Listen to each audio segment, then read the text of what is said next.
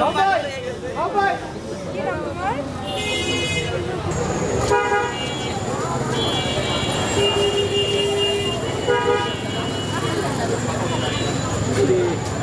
bye.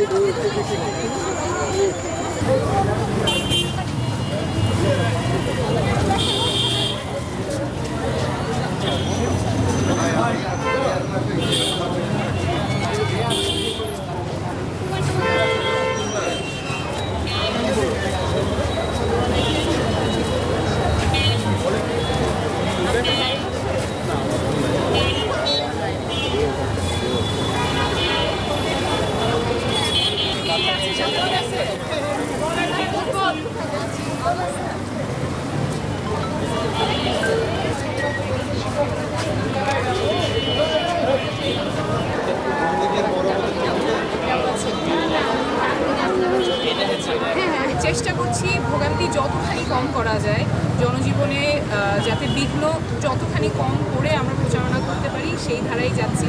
যেই traditionally যেটা চিন্তা যে অর্থ আর পেশি শক্তির বাইরে রাজনীতি করা যায় না বা প্রচারণা করা যায় না, সেটা থেকে আমরা ভিন্নভাবে করার চেষ্টা করছি, প্রমাণ করতে চাচ্ছি যে না, প্রচারণাটা আসলে ব্যক্তিগত সম্পর্কের উপর ভিত্তি করেও করা যায়।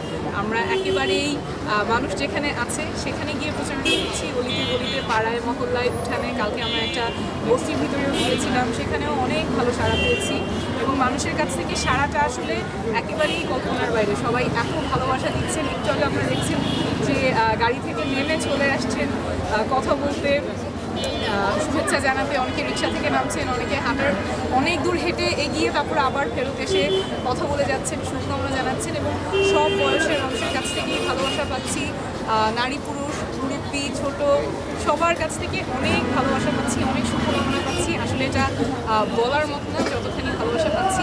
আমরা যখন ভোটারদের সাথে কথা বলছি, ওনারা কিন্তু কেউ কেউ বলছেন যে ভোটটা কি সুষ্ঠু হবে কিনা, তারা নিরাপদে ভোট কেন্দ্রে যেতে পারবেন কিনা, ভোটটা দিতে পারবেন কিনা, আগের মতো আবার আগেই ভোট দেওয়া হয়ে গেছে কিংবা ভোটে সুষ্ঠুভাবে গণনা হচ্ছে না, এইরকম সংখ্যা অনেকেই প্রকাশ করছে। এই সংখ্যাটা অবশ্যই দূর করতে হবে, কারণ ভোটারের মনে যদি সংখ্যা থাকে যে তিনি নিরাপদে কেন্দ্রে গিয়ে ভোটটা দিতে পারবেন না অথবা তার ভোটটা গণনা হবে না সুষ্ঠুভাবে, তখন কিন্তু আমরা সুষ্ঠু বা ক্রেডিবল নির্বাচনের ক্ষেত্রে অনেক বড় অন্তরায় হয়। এই জায়গায় নিরাপদ, লেভেল প্লেইং ফিল্ড এবং সংখ্যামুক্ত প্রার্থীদের জন্য এবং ভোটারদের জন্য, সাধারণ জনগণের জন্য যাতে একটা নিরাপদ পরিবেশ তৈরি হয়, সেটা খুব প্রয়োজন।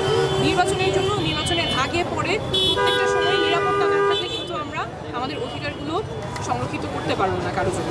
অবশ্যই নির্বাচনে অনেক দল থেকে প্রার্থী থাকবেন, প্রার্থীদের মধ্যে সুস্থ প্রতিযোগিতা হবে, সেটাই আশা থাকবে। ভোটাররা তাদের পছন্দ অনুযায়ী প্রার্থী বেছে নেবে।